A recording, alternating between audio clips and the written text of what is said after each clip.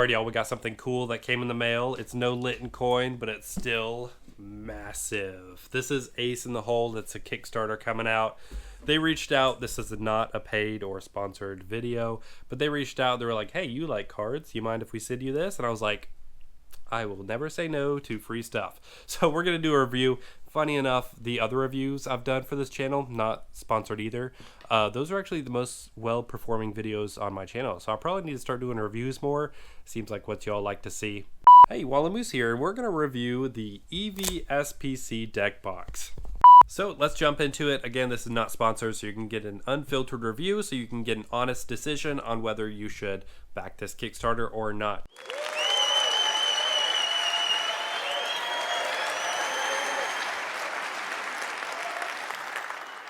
Alrighty, so as you saw, it folded up, easy for storage, and then you open it out to play it.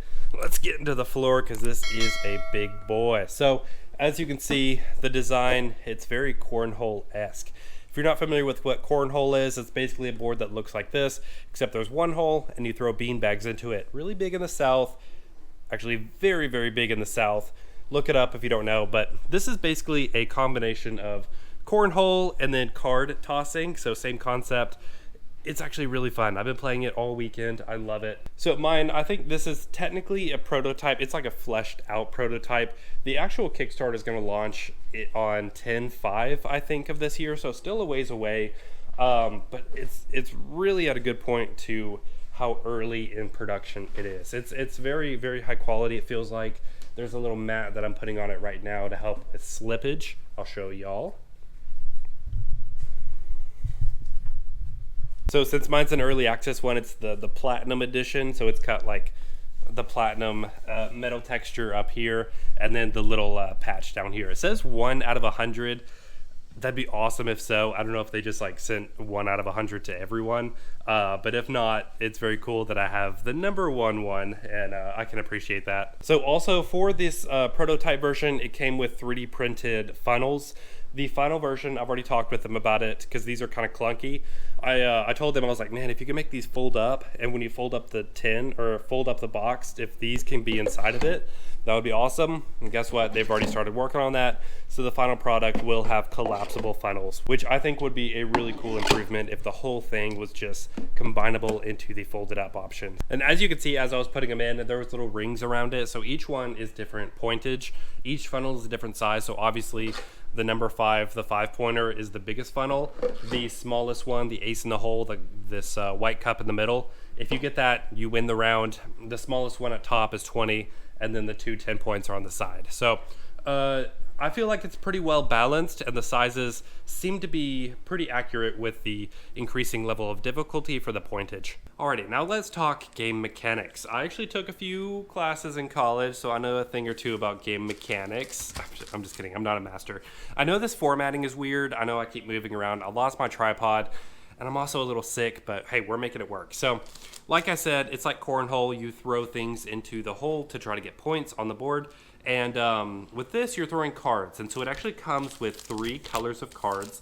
They are very much thicker than like a Pokemon card. I tried playing it with Pokemon cards, and they were too light, and they would go all over the place. So I've learned it's pretty important to use the cards that come with it. They're nice, durable plastic. They bend a little bit, but they're very sturdy, so they're easy to throw. They have some weight, so they're not just going to go all over the place. And then it also comes with like a little peg, and I'll show you where this goes. And so down here, it says rounds 1 through 5, and there's 2 slots. Now, I feel like they should make it 3 slots, and since it came with a silver, red, and blue color, they should make it a 3-player game, like maximum 3 players, maybe even 4 players. But regardless, it works on a round system.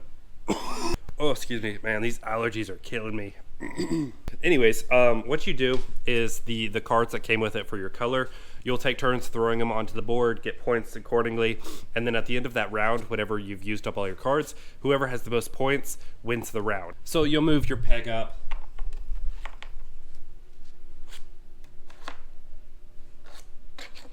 Now, one thing about this game that's different than Cornhole and really most house games is you can actually play this yourself. And so if it's just you and you want to play this game, it's not going to stop you from playing it without another player.